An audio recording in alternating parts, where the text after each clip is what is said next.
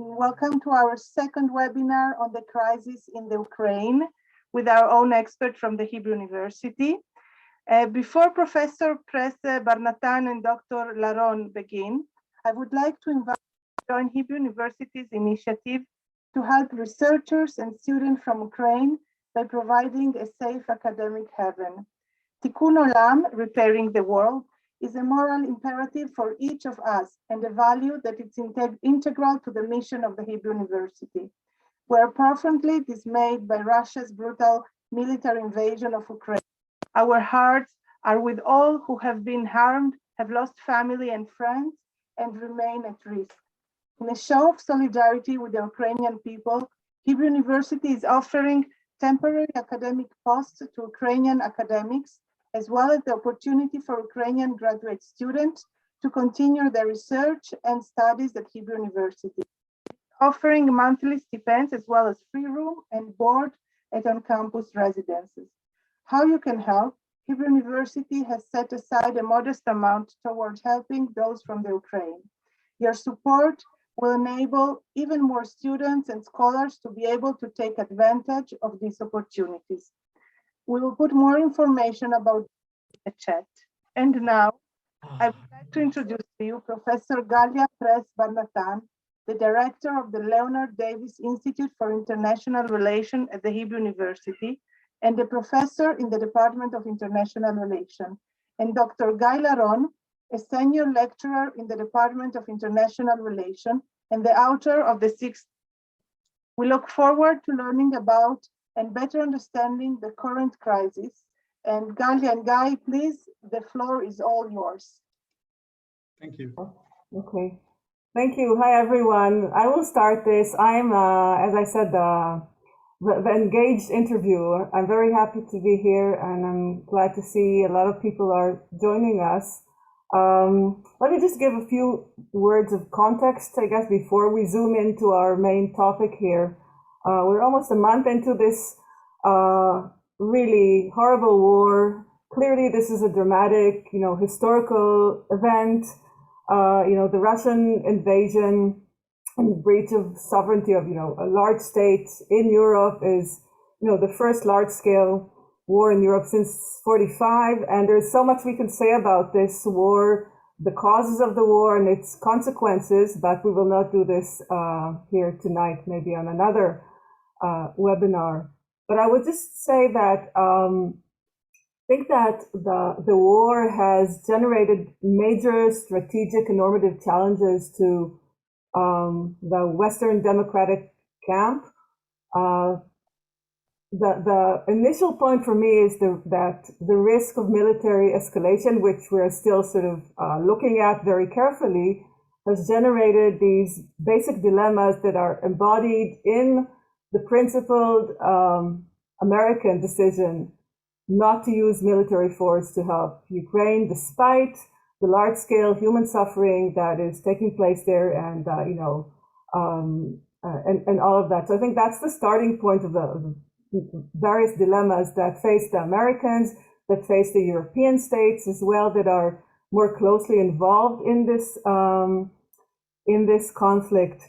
But the conflict has also generated dilemmas for other states that stem largely from the complexity of, maneuvering between the United States and the so-called Western camp, and Russia on the other hand, and perhaps, we can add China there. I'm not sure. That's a topic, again, for another discussion. So Turkey is caught in this complex situation. Even Japan and Asia is caught in this complex situation, given the amount of diplomatic and economic efforts they've made to improve relations with Russia until now.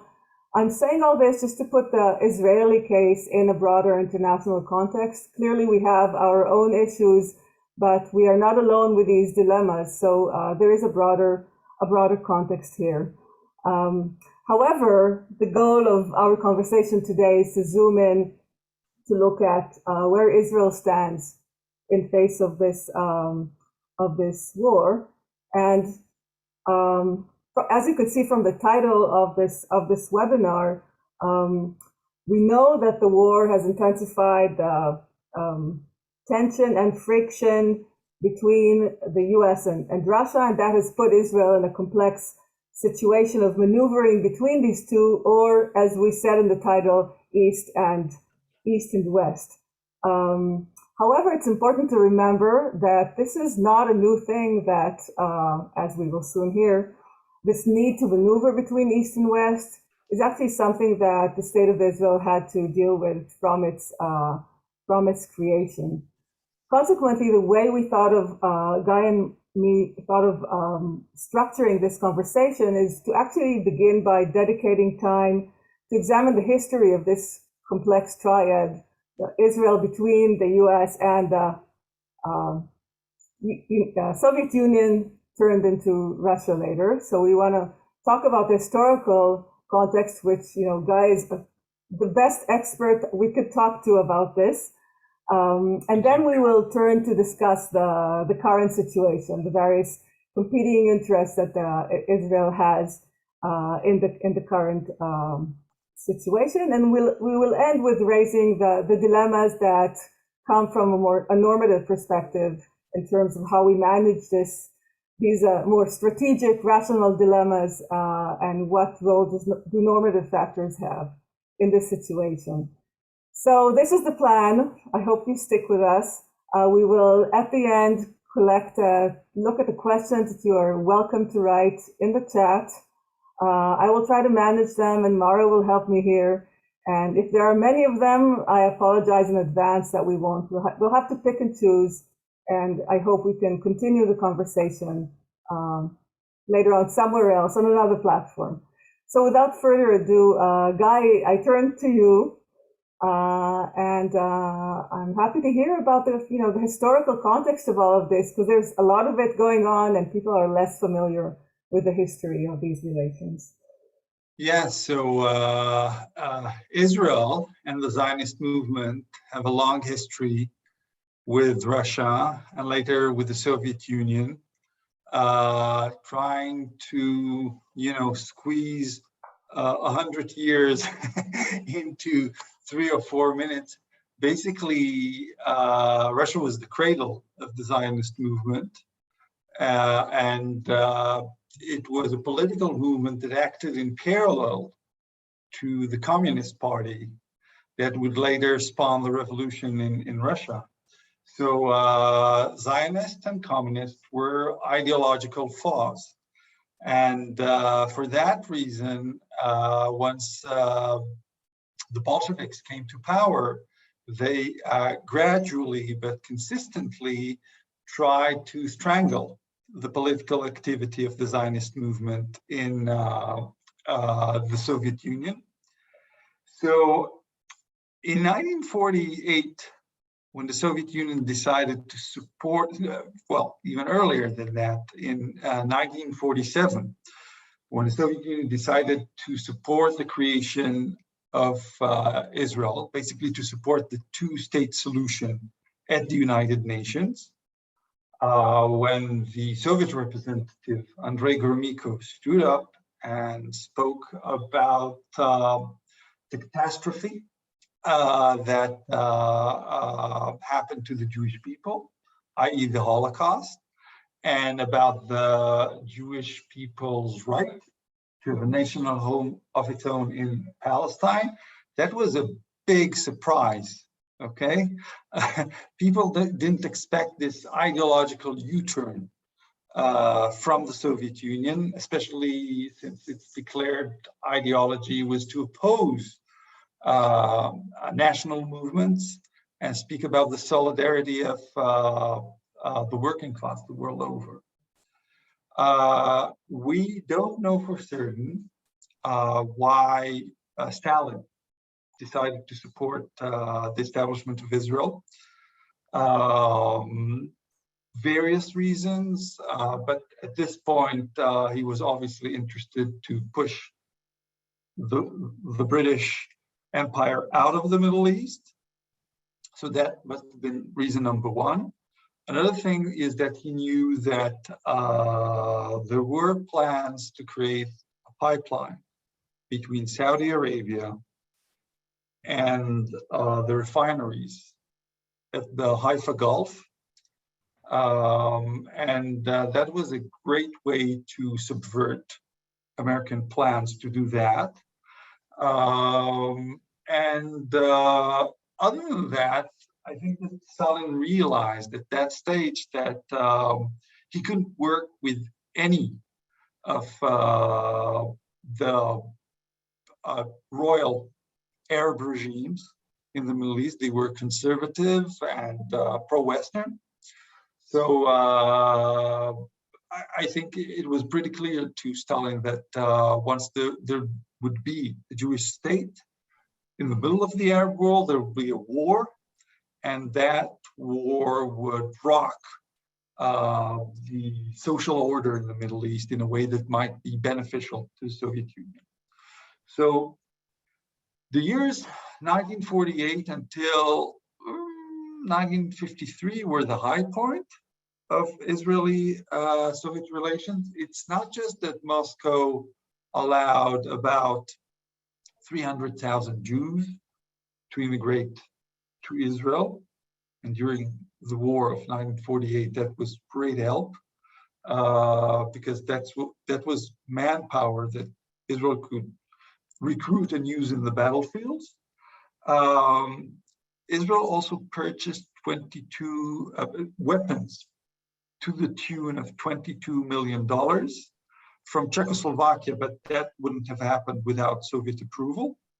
And it's not only that, but Stalin also gave an order to Czechoslovakia to sell weapons only to Israel and not sell weapons to Egypt, although Egypt had an open order and signed a contract with Czechoslovakia. So Soviet help was crucial. That's what Ben-Gurion later wrote in his diary. He wrote that maybe without Soviet support, we wouldn't have won the 1948 war. After that, we have the war in Korea, 1950. So that brings a little bit of echo because that was a local war, but with global significance. It's one of the main events of the Cold War. And that was the point in time where the United States asked Israel to take a stand and declare clearly where, like, its position with regard to the Korean War. And once Israel did something very similar to what it is doing now, it sent medical help to Korea. Then Israeli-Soviet relations went south. They became much, much worse after it became clear that Israel supports the American position in the Korean conflict. In 1953, diplomatic relations between the Soviet Union and Israel were severed after a bomb was thrown into the Soviet embassy in Tel Aviv. But what is interesting to note, though, is that throughout that period, the Soviet Union was a major supplier of oil to Israel. That was also very important. I mean, it was beneficial economically. Israel needed the oil, and the Soviet Union wanted to sell it. But even though diplomatic relations were severed, economic relations continued up until the Suez Crisis in 1956. That was the point in which the Soviet Union decided to stop supplying oil to Israel in retaliation for the Israeli participation in Operation Musketeer, the French-British-Israeli operation against the Nasser regime in Egypt. And, from that point onwards, things became even worse until we get to 1970, where the two countries actually fought a direct war above the sky of the Suez Canal and above, the western bank of the Suez Canal. In 1970, the Soviets sent expeditionary force into Egypt, 10,000 people strong, and they basically took responsibility to defend Egypt's skies. So Israel bombed Soviet air defense units, and in July 1970, there was a direct dogfight between Israeli pilots in Phantom planes and Soviet pilots in MiG aircraft. And the Israelis won that specific dogfight, but they kind of lost that war because of the Soviet intervention. So up to the end of the Cold War, relations continued to be rather tense until we get to Gorbachev. Gorbachev opened the gates for Jewish immigrations. There was the first ministerial visit. I'm sure you didn't know that, Galia. The first people to visit the Kremlin after Gorbachev's rise to power were Yuval Ne'eman as Minister of Science and Yitzhak Modai as Minister of Finance. And it was also about greed, because Gorbachev thought that those two people can arrange a big loan to the Soviet Union, because at the time, the Soviet Union was in big financial trouble. Well, after the collapse of the Soviet Union, relations were normalized, and that brings us basically to the present. Okay, thank you for this tour de force of all the history from 1948 until almost now. But it's interesting that throughout this period, we had strategic considerations and economic considerations guiding these relations. And in the background, there are also ideological issues, which you sort of mentioned very, in the background. But if we zoom forward to the experience, to the situation we're in now, a lot actually has changed since the end of the Cold War, and especially, for us international relations scholars, talking about the end of what we call the bipolar system. That was very clear.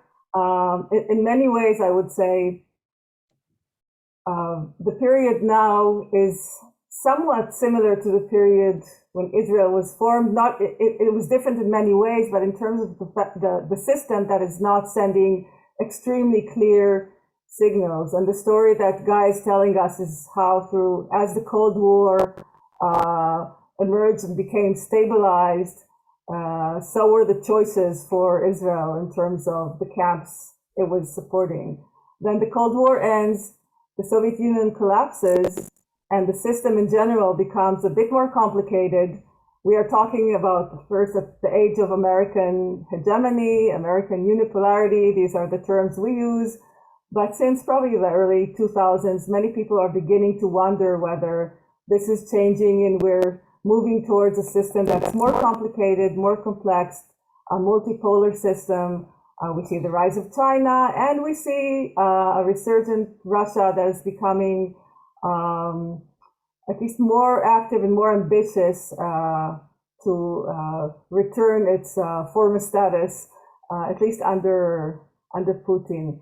So if we get to the situation we're in now, given that we don't have that much time, let's divide this to. Can you explain to us first what are the current interests that Israel has in its relations with?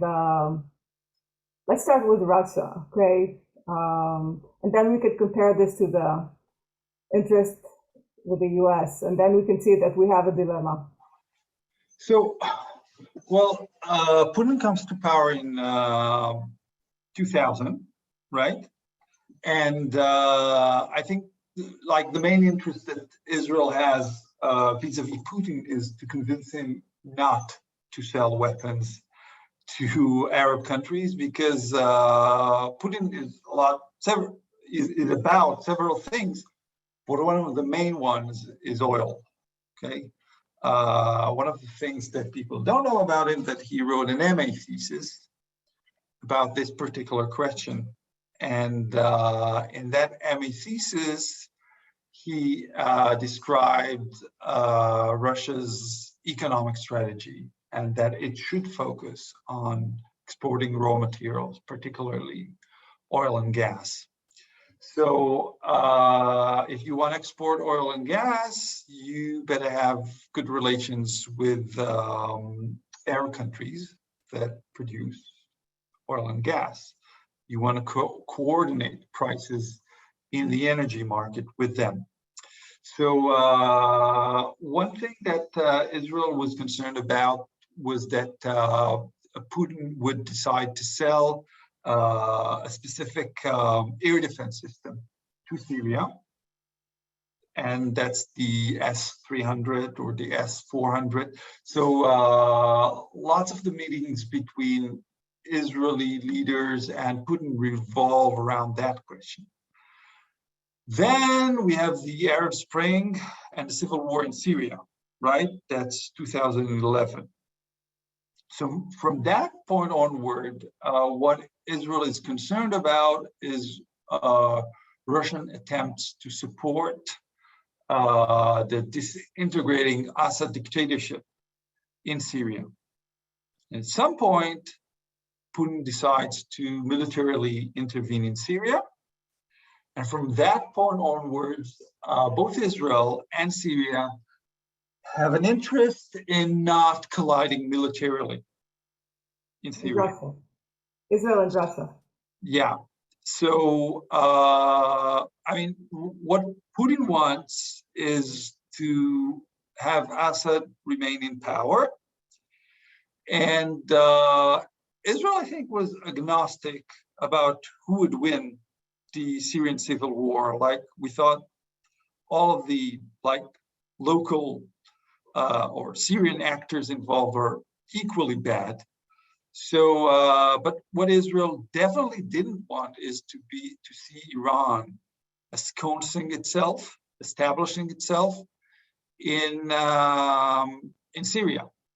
And from Putin's point of view, he wanted to use the Iranians as foot soldiers to help him, resurrect the Assad regime in Syria. But after that, he's not that interested in, keeping the Iranians around. If Israel can push Iran out of Syria, that's fine, as long as Israeli military operations, especially bombing, basically, do not hurt, do not injure Russian forces, that's okay. So what Israel and Putin's Russia is working on in Syria is deconflicting, making sure that there would be no military clash between Russian military operations in Syria and Israeli air operations in Syria. And in fact, we know that both armies have a red line, so they can connect in real time if there's an issue.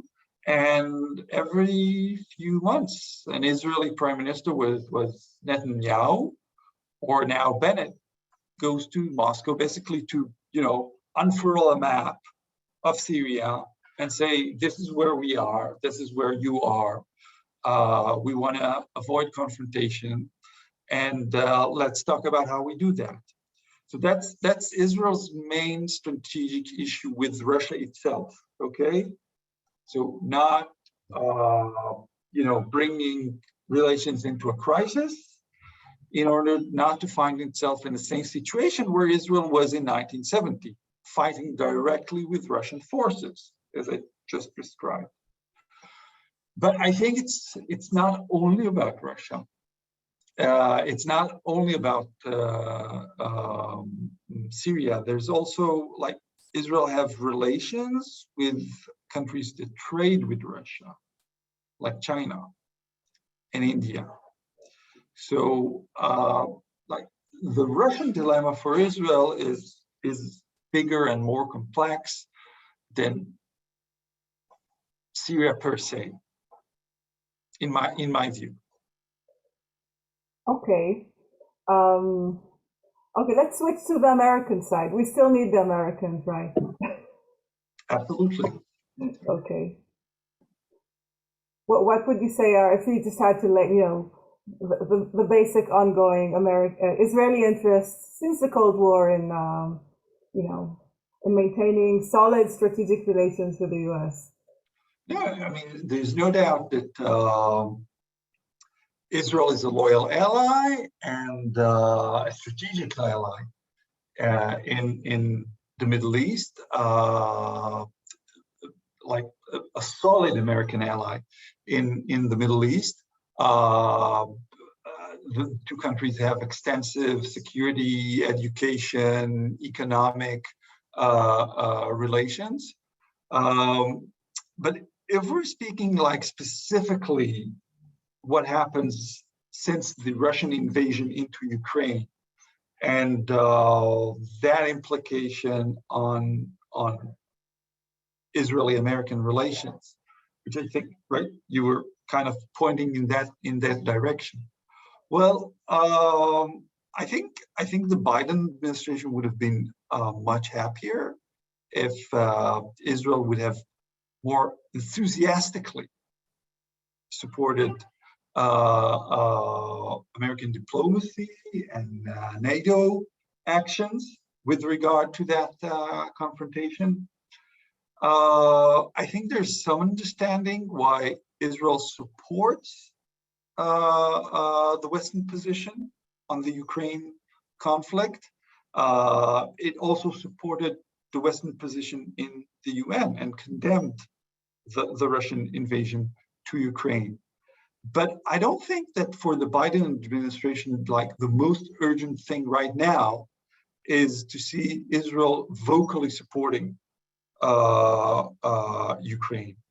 The fact that Israel right now is deepening its relations with Gulf states like the United Arab Emirates, I think Washington looks at that very positively, because like if you're sitting in Washington right now, you have a lot on your plate in terms of foreign policy. There is the confrontation in Europe, there's the pivot to Asia, and also the Saudis and other Gulf countries have their own conflicts with Iran, their involvement in the Yemen war, their confrontation with the Houthis in Yemen.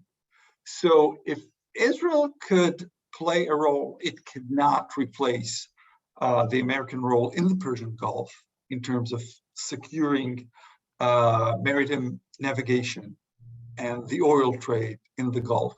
But it can somewhat ally Saudi and United Arab Emirates' fears about being abandoned, right? And we're seeing it right now. We're seeing the Israeli foreign minister going to the Gulf, the Israeli defense minister going to the Gulf. We just saw a summit in Egypt between the Israeli prime minister, the Egyptian president, and the ruler of the United Arab Emirates. So Israel is playing a very positive role, I think, from the American point of view, in the sense that it gives its backing.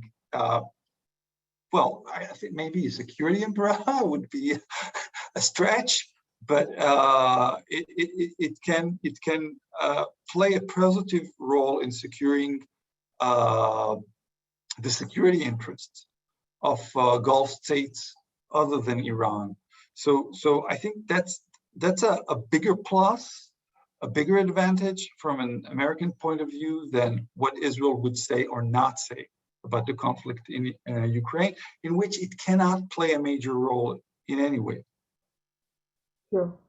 Thank you. So I hear you, Guy, and I what I understand from this is that the higher stakes that Israel has is with Russia because we have immediate security interests involved in case we actually, the relations deteriorate. How much, you talked about the need to coordinate in Syria to avoid a military clash. And Israel, there is this mutual interest at this point, right, of Israel not wanting Iranian forces to get a stronghold in Syria, and the Russians at this point also not interested in a stronger Iran in Syria. So I wonder how much leeway in your assessment Israel has vis-a-vis the Russians, because it's not only about the Russians allowing Israel to do something for Israel, because it's also serving Russian interests. So I wonder, this is just your assessment, how much can Israel push Russia in terms of, taking a clearer stance vis-a-vis the conflict without actually risking some sort of Russian retaliation on the Syrian front? Because retaliating on the Syrian front, not coordinating policy with Israel would actually be bad for the Russians as well. Right. I think, well, first thing is, neither Israel nor Russia would be interested in starting a confrontation right now over Syria. Neither Israel nor Russia would be interested in that. Like, the last thing that Putin needs is also to have a conflagration in the Middle East over his intervention in Syria. As it is he's barely standing by. I think the bigger issue is what Israel is doing in the Gulf right now. I mean, for the sanctions to work, for the sanctions on Russia to work and injure Putin badly, okay, Washington needs cooperation from Saudi Arabia. And Saudi Arabia currently feels neglected. It's highly concerned about the possibility of Iran reaching a settlement over the nuclear issue, both with Washington and with the EU. So Israel can play a role in fulfilling some of the security needs of Saudi Arabia and its neighbors, and convincing them to play along with the American scheme. And in order for the American scheme to work at some point, both the United Arab Emirates and Saudi Arabia need to pump more oil into the energy market, thereby hurting Russia and weakening its leverage over Western customers in Europe. I think that's the main play. Okay, interesting. Thank you. So we actually have some dilemmas at the same time. As you said, we really can't influence the world that much, as much as we think we are very important. So in a way, you could say we have the luxury of staying less decided because we are not crucial for the war itself. But maybe we should have put this on the table to begin with. I would want just to state, what Israel actually has done and hasn't done in terms of taking a stand and doing something about the war in the Ukraine. So Guy has already mentioned the fact that Israel did vote clearly to support the UN resolution that condemned the Russian invasion. So diplomatically, that's probably the clearest thing that we did say. Practically, Israel actually has done quite a bit. We've sent probably tons of medical equipment to the Ukraine. I think we are the only state that actually built a field hospital that just started operating in Ukraine itself, not in Poland, and that is operating with Israeli physicians. Israel has been accepting refugees, and here there's this distinction between the major efforts to actually bring out Ukrainian Jews as part of the law, those eligible through the law of return to actually make aliyah. And here there's, at least from where we stand, there are like really impressive stories of how the Ministry of the Foreign Ministry, actually has sent people abroad, and they're working in really difficult situations to get Jews out of the Ukraine. So here the assessment is that there would be up to 100,000 Ukrainians actually coming to Israel. But then there was the other story of accepting refugees who are not Jewish. And I think this is where a lot of the criticism sort of was pointed at, because of the initial quota of up to 2,000 refugees coming in. And there's been an internal debate about this, and we can talk about this a bit later. Then, of course, there's a story of our prime minister serving as a mediator, going to Russia, surprising many people here as well. And this has been also a rather sort of complex, I think, story that some people see as very positive, and some people are viewing as either risky or naive or extremely problematic, because this is, in a way, it seems like it's serving Russian, it's serving Putin, and that is another big thing. We can look historically, whether mediators actually benefit from trying to mediate in situations like this. I'm not really sure about that. I think, Naftali Bennett, the prime minister. So on the one hand, it's surprising that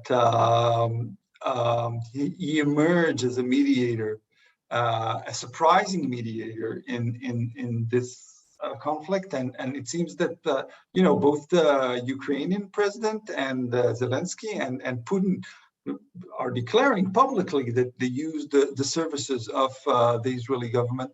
But on the other hand, I don't think that Bennett can be anything more than a mailman, basically passing messages from Putin to Zelensky.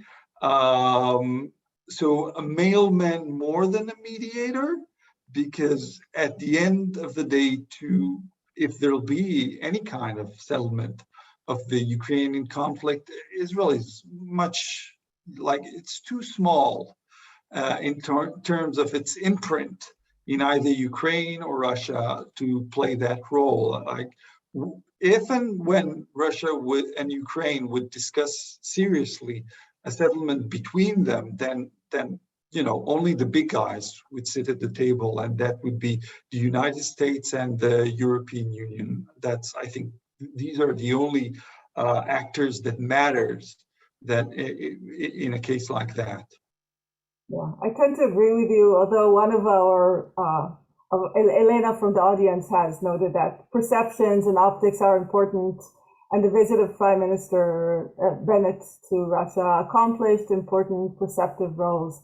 That may be the case, but that's also debated even in Israel itself. I guess we will wait and see if we have a summit in Jerusalem or not. That would be something, won't it? Yes. But even then, so I said what Israel has done, but just to point, the flip side is what Israel is not willing to do as of yet. Israel is not willing to send military aid to the Ukraine.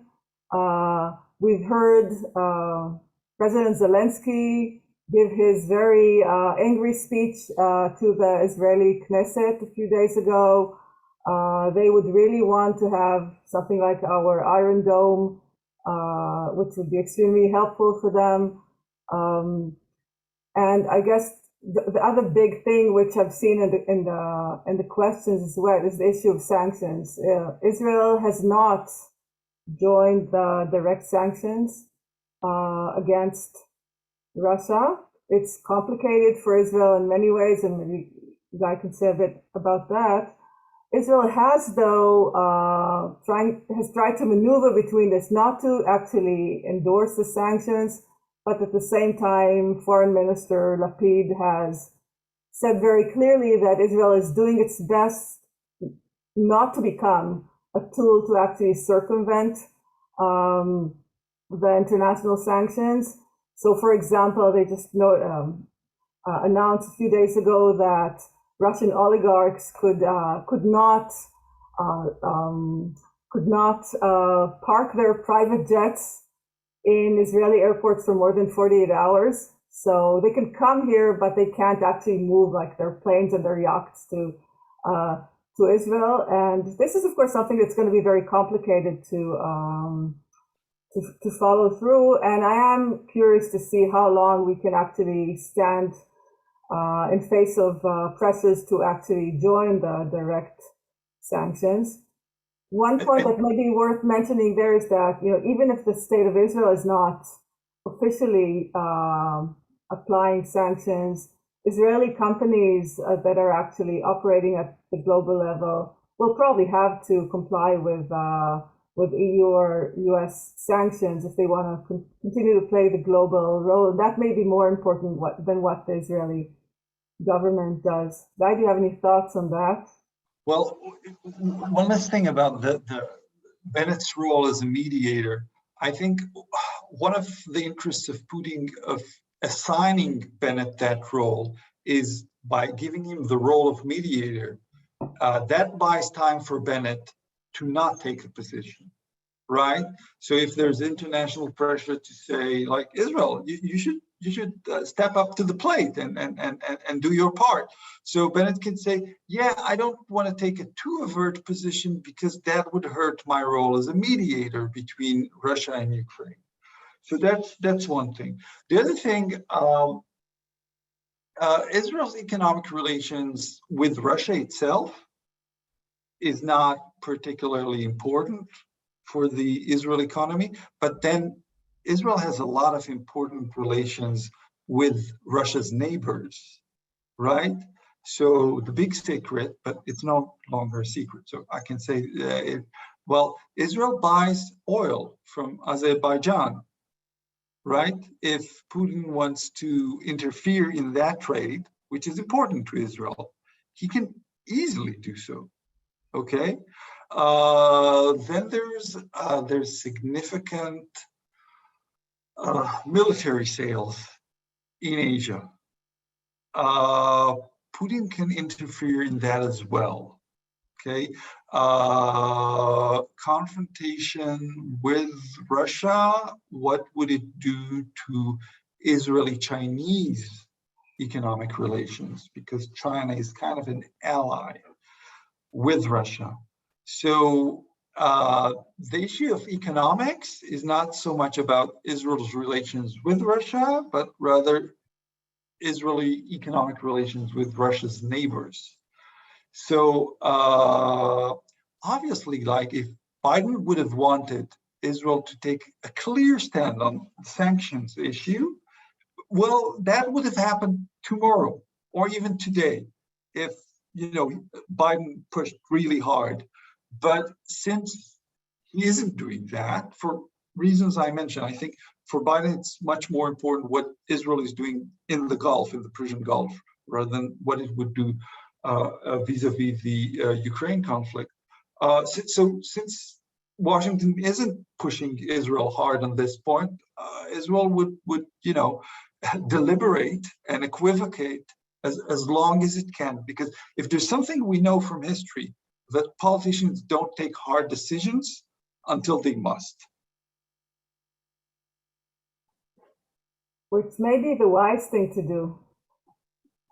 Then you have the most information available. Yes. Right?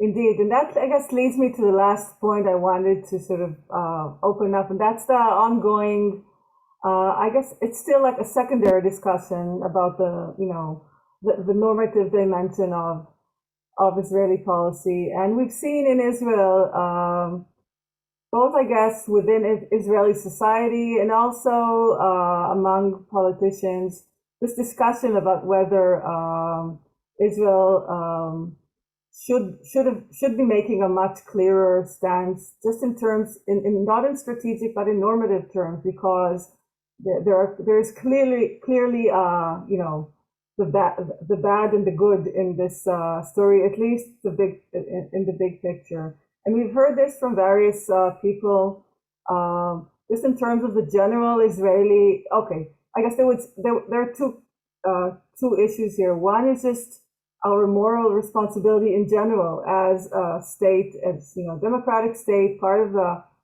international society of civilized states, to actually clearly, in a clear voice, condemn this Russian invasion and do anything we can to actually help the Ukrainians. And that's the same, I think, claim you can make for other states as well. That's how I started this conversation, by saying that even though clearly the Europeans are sending also military aid to the Ukraine, opening their borders for refugees, and offering strong, you know, rhetorical support, no one is actually willing to send forces into the Ukraine to actually fend the Russians off. So the dilemma is there, I think, for everyone.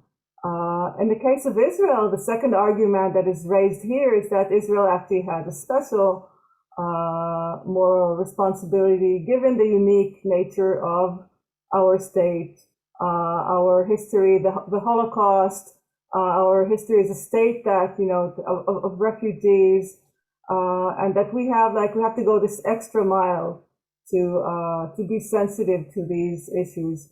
I think it's an important discussion, but I think, as Guy, I think very nicely described before, Israel is trying to maneuver here between several considerations that make it really hard, I think, to speak in a very clear moral voice. And that may be, you know, the challenge of doing foreign policy in general, that it's easier to sound these very clear moral voices from outside the government than if you're in that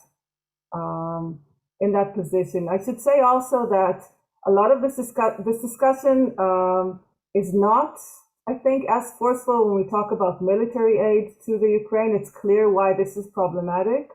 At least in Israel, it's a much more passionate discussion when we're talking about letting in non-Jewish Ukrainian refugees, even for a temporary time, to Israel. This is where we've seen very strong emotional responses in Israel, from, you know, elderly Holocaust survivors all the way to, you know, to younger people, because there's, I think, a strong sense that something is really wrong with this very restrictive policy that is being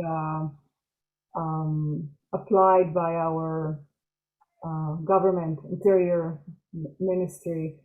This as well, I will end with that. This is also not a new problem, because we've been having these internal debates about accepting asylum seekers and refugees from Sudan, from other, you know, from coming in through Egypt, from Africa, and there has been an ongoing discussion about how strict the Israeli government is in terms of letting in non-Jewish asylum seekers, despite international, legislation and things like that. So it's an ongoing debate that we have in Israel, but I think it's much. This is a very passionate discussion in Israel at this point. Okay, we have Amar. We have like 9 minutes, right? So maybe we should go through. We don't have that many questions, so we can actually go through all of them and see if we have anything intelligent to say about them.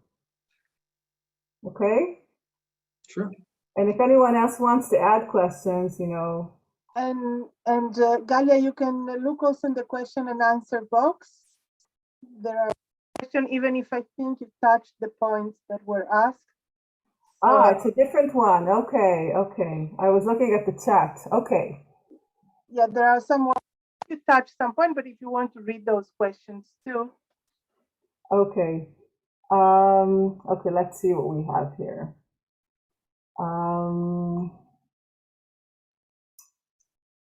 Okay. what about Russian money pouring into Israeli high tech? And that's also the Jewish oligarchs are, part of this. How much money is actually going into Israeli high tech companies from Russia? Well, we can't know,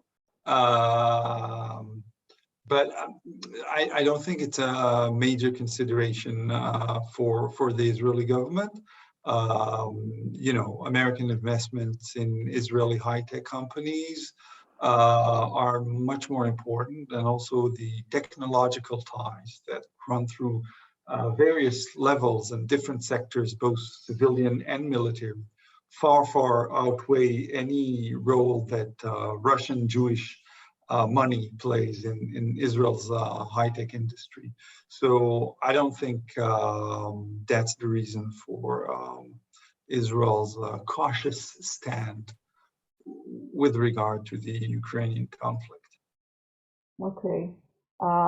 Following the things you said before, Elena asked if this should be the moment when Saudi Arabia finally joins the Abraham Accords and the alliance, and make it clear this is really a defensive alliance vis-a-vis Iran. The Saudi alliance to declare the Saudi alliance with Israel.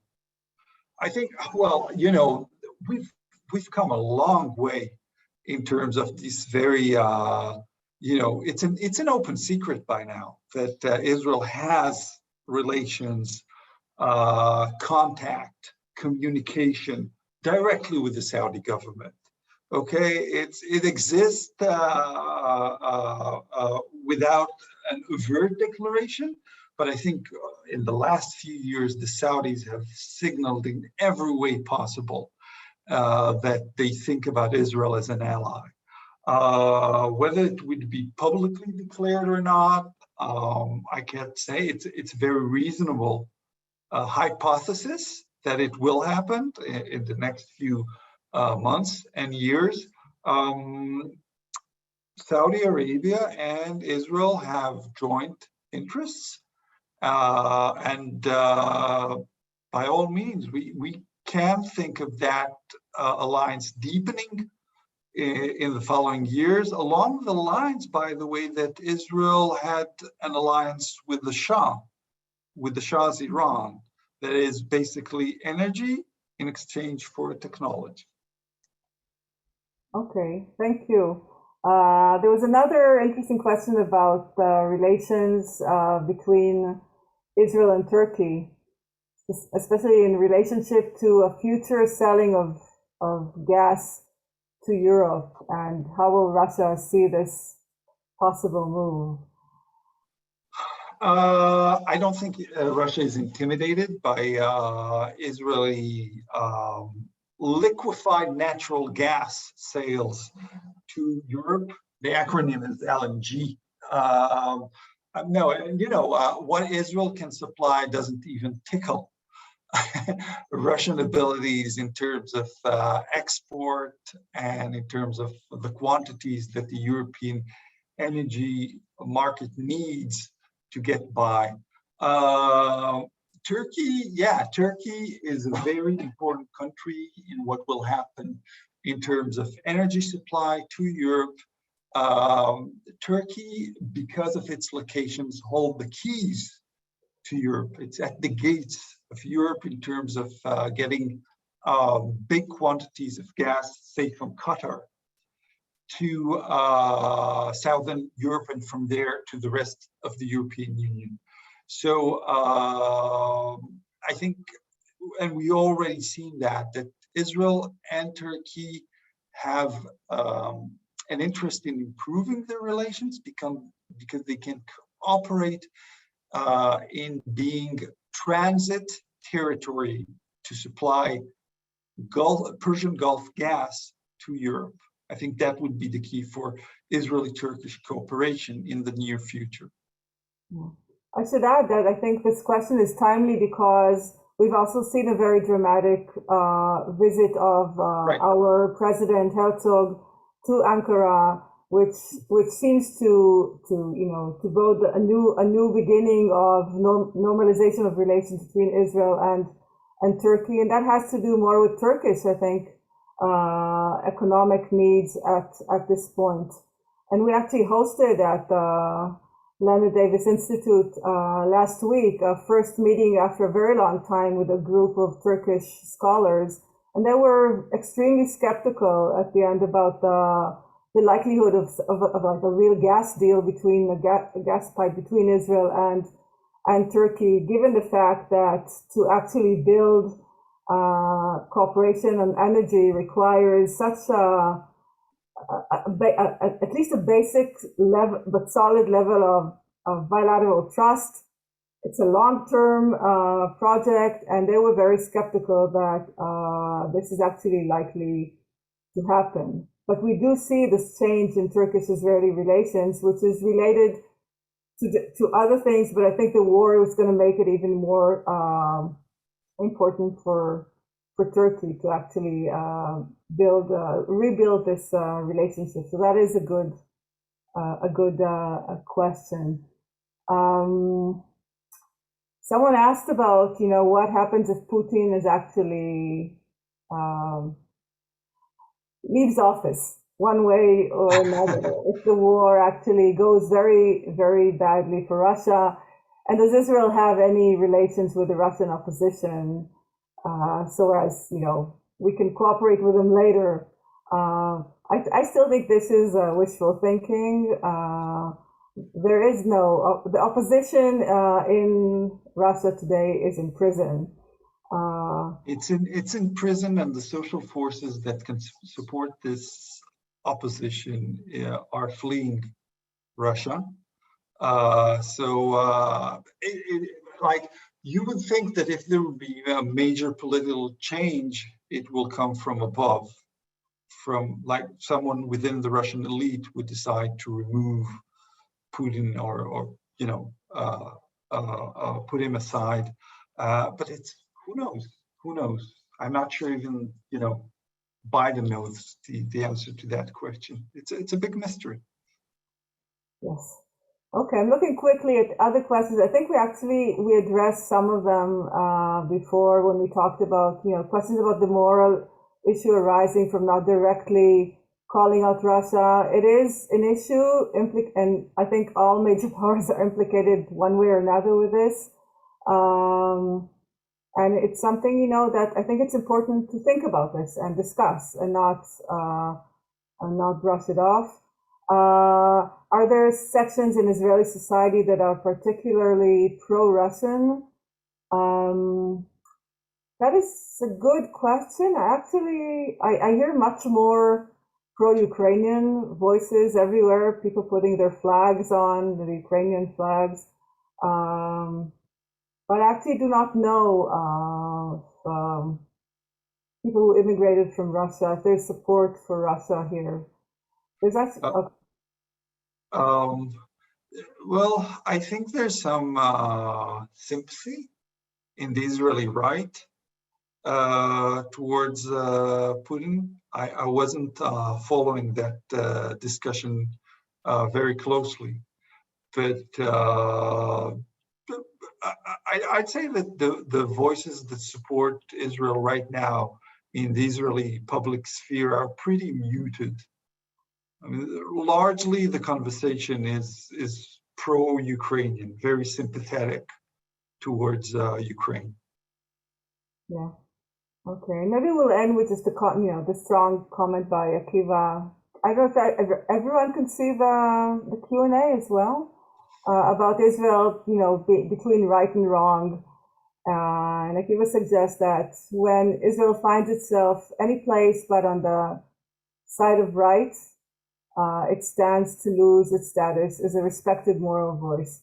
And as I said before, I think that's, that's something we need to consider. I think, and this is just my own opinion, that there's a gap here between the Israeli people that are clearly there. They make a very strong moral statement here. They're opening their pockets and their hearts to the Ukrainian people. and the Israeli government that I think still tries to speak in a moral voice, but is very much constrained by the realpolitik considerations it needs to consider. I would say that perhaps another final argument we can make in this regard is that maybe being on the right side of history is also strategically important, because and that addresses one of the questions about the EU-US sanctions, whether in the long run, we'll really be punished for not joining them. To the extent that this clear moral voice is actually something that sticks, and that Europeans and Americans actually pursue this to the end. If Israel is portrayed as being on the wrong side of history, then that would have also not just normative, but also political implications for the future of our relations with, at least with the Europeans. But I think Israel is trying to do a lot on the civilian side to actually support the Ukrainian people. And I think we shouldn't belittle whatever Israel is doing. But I think this debate will remain open, and probably that is a good thing, because it's something we need to keep in mind. So I think we don't have time for more questions, and I think we covered a lot of ground here. So I thank you all for joining, and continue following and arguing about this, and letting us know what you think. And I hope we can meet again. Mara, you do the closing words? Yeah, and thank you a lot to you, Guy and Galia, for this very interesting section. We all hope that this war will end in a way or the other as soon as possible, and we will speak about the war as history and not as politics, actual politics now. Thank you to everybody for joining us. I will send the recording in a few days to all of you. And thank you to you all again. Later out. Later out. Thank you very much. Bye-bye. Bye. Bye.